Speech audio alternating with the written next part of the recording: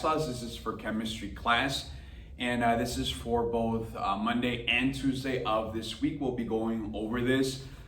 Just keep in mind, I want you to have these two papers out. The one that says Graham's Law of Effusion, Graham's Law of Effusion. And that's the very last page of a packet. It only has 5 problems on it. You also have the larger packet with the formulas on it. That one has multiple problems mixed in together, including Graham's Law. So you want to have both of those out so you can kind of reference them as we're doing these examples. So this is on Graham's Law of Effusion.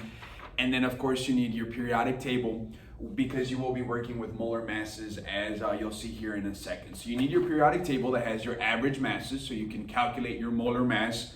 And then you want to have Graham's Law of Effusion, the problems out as a reference.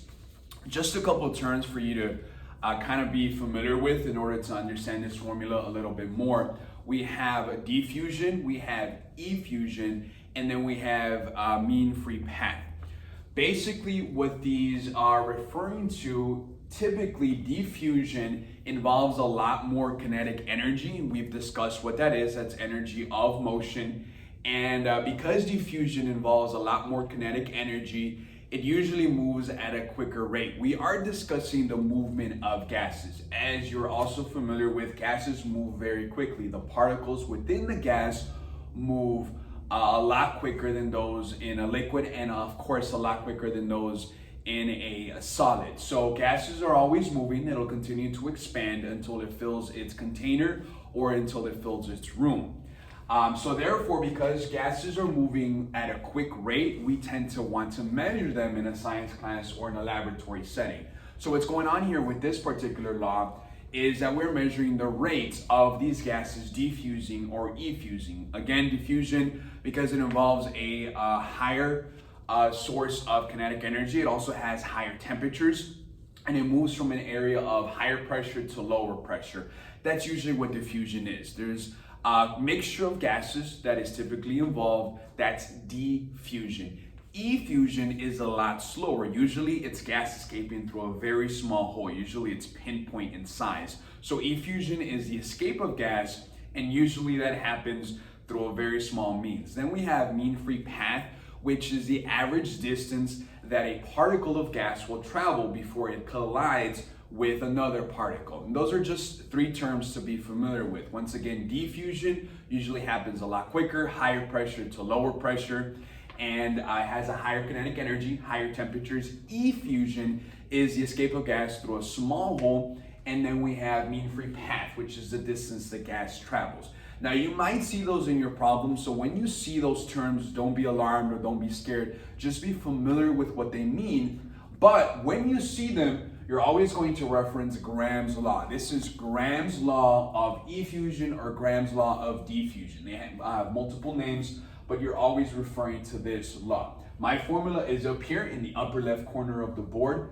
This is my formula. Notice how you have rate A over rate B. Usually with the gas law, which is a Graham's Law, you're going to have at least 2 gases that are being compared, their rates. So the first gas that is mentioned is always rate A. Your second gas is always rate B. Rate A over rate B. Remember that part of your formula. That is the left side of your formula.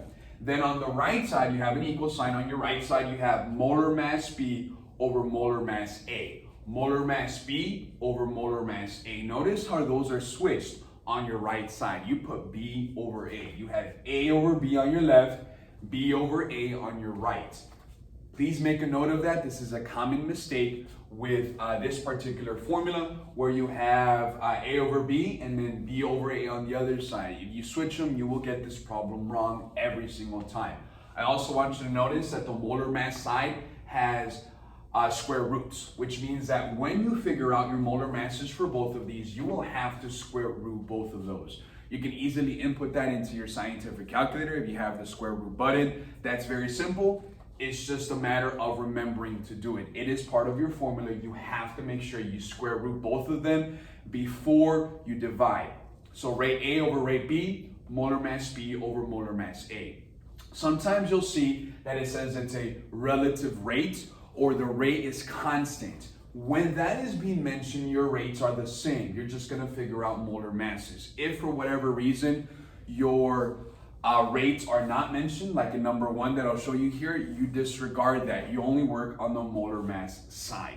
So this is only when at least 3 of the 4 are mentioned, you would implement the entire formula. If not, only work on the side it is asking you to do. Nonetheless, I always want you to copy the formula down. Every single time you're working with a problem, gas laws, any gas law, particularly Graham's law, I want you to make sure you write out the formula exactly how it is. So rate A over rate B, molar mass B over molar mass A. These are divided. Sometimes you'll have to cross multiply that. We'll see that here in a second. In order for me to figure out molar mass B or molar mass A, I have to understand how that is calculated based on my periodic table. So what I'm doing right now is I'm looking at Graham's law of effusion, the one with 5 problems, and I've placed the first 2 up here. These are 1 and 2, Graham's law of effusion. So I'm looking at number 1, and I'm going ahead and I'll read this in order for you to understand. It says, under the same conditions of temperature and pressure. As you've noticed, Graham's law does not involve temperature or pressure. It is part of the definition, but it's not part of the formula. You're not going to involve that when you're calculating this. So disregard that. It just says under the same conditions of both temperature and pressure, which means that because they're the same for both gases, you don't really include it in your formula. And that's going to occur with every single problem. So you disregard temperature and pressure.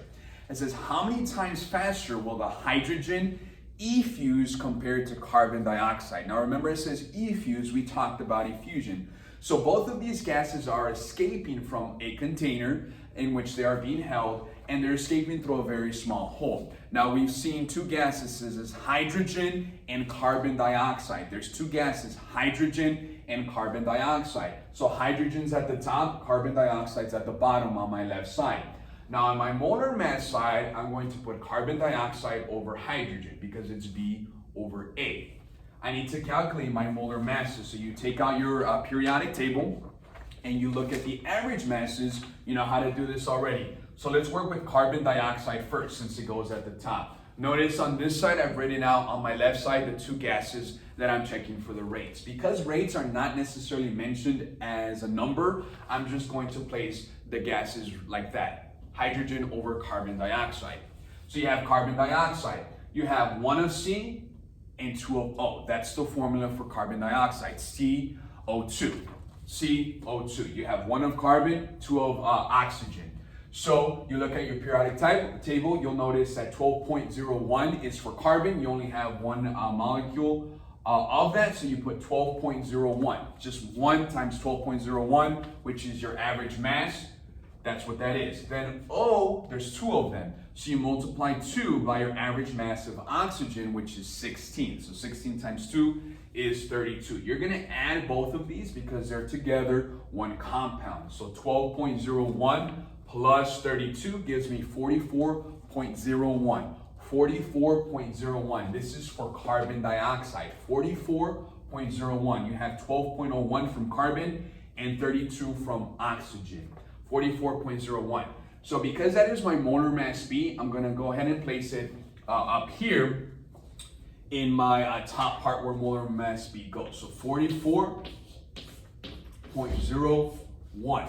You'll notice that my unit for molar mass is always grams over mole. I place that there, grams over mole. 44.01 grams over mole. You're going to do the same thing with hydrogen. I want you to make a note that whenever a gas or whenever an element that exists naturally as a gas is just by itself, for example, in this problem, it's just hydrogen, it always comes as 2. So if you notice the right and the top right side of your periodic table, you have it in front of you, the majority of those are gases. So for example, nitrogen, oxygen, fluorine, chlorine, olive row 18, which are noble gases, all of those exist naturally as a gas. And if they're by themselves, uncombined, you'll always have the formula of it as a 2. So if it's just hydrogen, I'm going to put H2. If it just mentions fluorine, then it's just F2. If it just mentions chlorine, it is Cl2 and so forth, when it is uncombined. That's the rule when it comes to writing out gases in their formula. So this is why I placed H2. So because we know that H2 is a gas, then we multiply it by its average mass. Over there on the bottom left, the average mass of hydrogen is 1.01. You have two of them, multiplied by 2 is 2.02. 2.02. So I'm going to place that down here because that is my molar mass A according to my formula. So I have 44.01 grams per mole, that's molar mass B. Then I have 2.02 grams per mole as my molar mass A. Notice that this over this essentially cancels them out. So you're left with 0 units here because you're actually figuring out a rate. So 44.01 over 2.02. Remember that you have to square root them. You have to square root. So if you input in your calculator the square root of 44.01, you're going to get 6.63. Square root of 44.01, 6.63. Then if you square root 2.02, you're going to get 1.42. That's the square root of molar mass A. Once you figure out the square roots, then you can divide. You're going to divide top by bottom. 6.63 divided by 1.42 is going to give me 4.67. 4.67. Again, if you follow the formula exactly how it is, although this seems like a more complicated problem, it's not. I just followed the steps to my formula.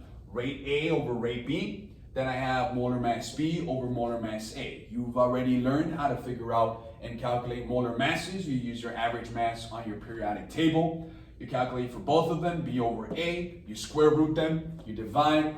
That is your answer for number 1. So the question once again, it says, how many times faster will hydrogen escape or effuse than carbon dioxide? So hydrogen, this is the fact for you today, actually moves almost 5 times quicker than carbon dioxide. Why is that? If you think a little bit about it, hydrogen exists just as a gas by itself. Essentially, carbon dioxide is quote unquote heavier because it has a higher mass. It has 44.01. And then you'll notice that hydrogen only has a mass of 2.02. So it's lighter, quote unquote. So because of that, because hydrogen is lighter, of course it's going to escape a lot quicker. Carbon dioxide is heavier, so it moves at a slower rate. Now it's only 5 times quicker, which when we do the second problem, you'll notice it's only a matter of seconds in the difference between both of them. So the answer for number 1 is just 4.67 times faster. 4.67 times faster. Again, it's based on the masses. You'll notice how compared one is heavier than the other, so you know hydrogen is a lot quicker. Let's look at number 2. It says if the carbon dioxide in problem 1, so we're referring back to problem number 1, takes 32 seconds to effuse, how long will the hydrogen take? So it's saying, well, we know now the rate of the actual gases. We know at least one of them. We know that carbon dioxide takes 32 seconds and hydrogen is 4.67 times quicker. So what you're going to do is, since you're trying to see how much slower the carbon dioxide is, you're going to divide. So I'm going to divide the 32 seconds. I'm going to put 32 seconds here, given in my problem. And I'm going to divide it by 4.67. 32 by 4.67. 32 by 4.67. And let me go ahead and put that into my calculator. 32 by 4.67.